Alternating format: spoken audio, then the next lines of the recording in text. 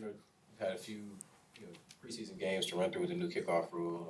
I know you kind of spoke about needing to see it in action to really get a feel for it. What's kind of sort of your first impressions of it? It's very sporadic. You know, I think every team is kind of approaching it a lot, different than what I actually expected. Everyone's kind of doing their own thing. I thought everyone's going to be more aligned, which just takes the preparation to the next level. We have to be ready for anything. So it just adds a more cerebral element to the game. Once the games count, teams are still going to be kicking off to you guys, or they're just going to get out and say we'll take it at the 30 and move on? I'm not sure. I'm fairly confident in the guys we got back there. And then also our team, they understand that as long as they strain, we always have a chance to take it the distance. So we'll see. What gives you the most confidence about this team this season? Just the way we work. I think our preparation is some of the best I've been around since I've been here. Guys are really focused. Guys understand their role, understand their jobs. And I think that's where we keep our focus. Everyone's not trying to step outside of their lanes to make something big happen. We understand that we're all a bunch of pieces coming together to create a puzzle. And I think it's the most cohesive that I've been around. Ameer, what differences have you seen in Zamir ever since he's kind of accepted this role? Are there many differences at all in his mindset? Yeah, just decisiveness.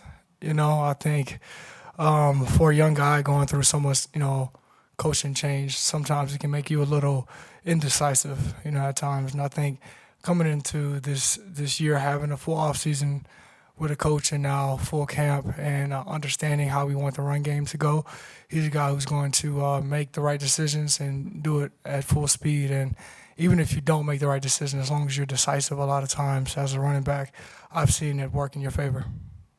I know that everyone's kind of uber focused on their own responsibilities and what they're doing, but you've always said that being able to understand the game of football and in a whole has helped you as an individual understanding the game. But do you ever give yourself some time to look at a young player like a Tyreek McAllister who's making this change from wide receiver to one running back to wide receiver and kind of appreciate what he's doing and the growth that he's made? For sure. I think one thing I love about the NFL is every year is a story. It's a story. And I remember when Tyreek came in, he's been a guy that's been a sponge. And he knew it was going to be a big challenge for him to make this team, especially moving from running back to receiver.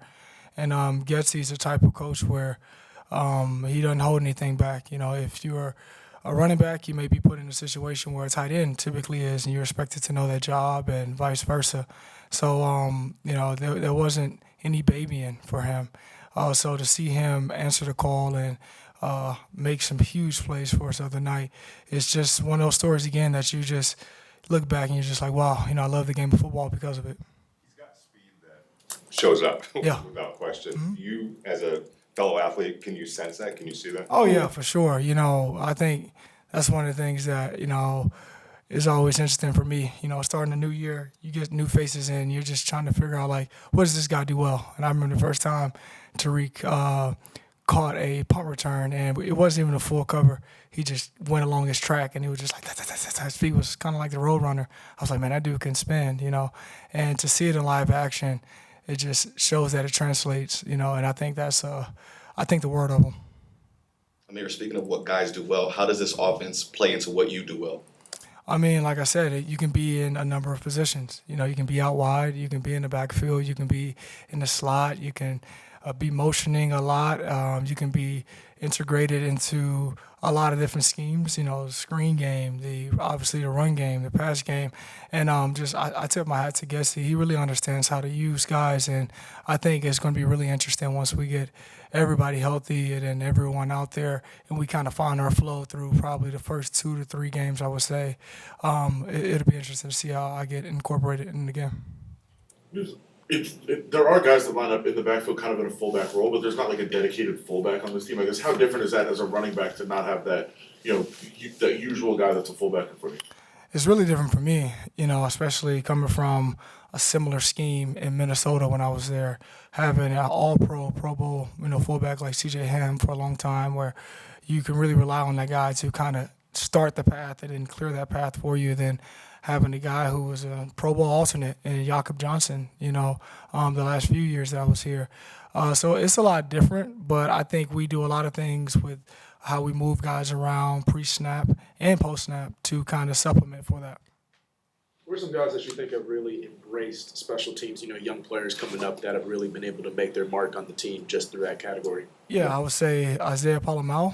He's a guy he's a leader, anytime he gets on the field, obviously on the defensive side, but special teams wise, he's a guy that I actually look to set the tone a lot of times.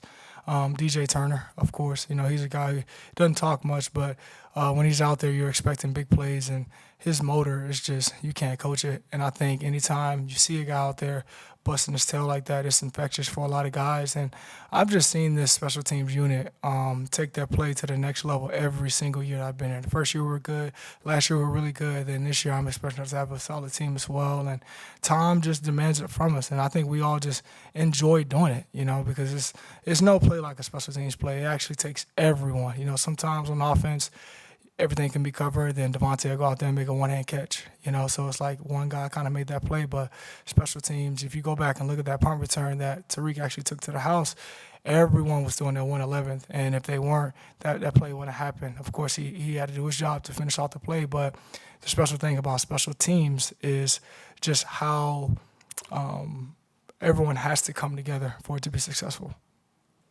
Great, thanks, Would you, Ian. when you said every year is a story, it kind of reminded me of your outside interest a little bit outside of football. What is the best thing that you watched this offseason? Anything that we should be watching? Man, I'm writing a lot. I'm actually writing my first feature film right now, so I don't really watch too much when I'm writing. So I actually didn't watch anything this offseason just because I don't want to get too influenced by one thing. How much progress have you made on that? I'm in the third act. If you are familiar with screenplay, I'm in 99. 99. I'm not going to share that right now. Yeah. Thank you.